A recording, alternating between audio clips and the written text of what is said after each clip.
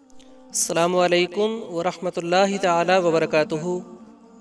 آپ دیکھ رہے ہیں آپ کا اپنا چینل ون فور امت، اور میں ہوں آپ کا ہوسٹ اینڈ دوست محمد عمران۔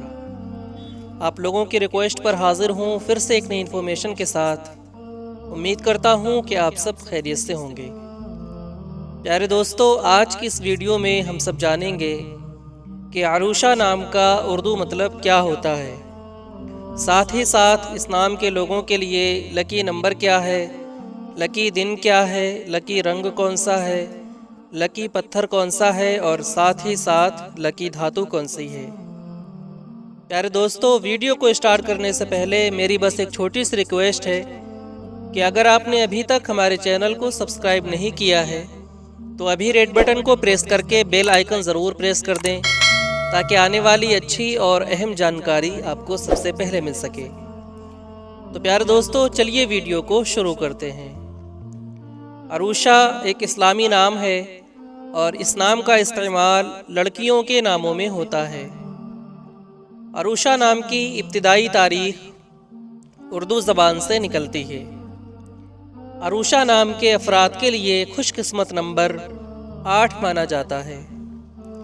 عروشہ نام کے افراد کے لیے خوش قسمت دنوں میں بدھ، جمعہ اور ہفتے کا دن شامل ہے۔ عروشہ نام کے افراد کے لیے خوش قسمتی والی دھاتوں میں ہندسوں کے حساب سے چاندی اور تانبا شامل ہے۔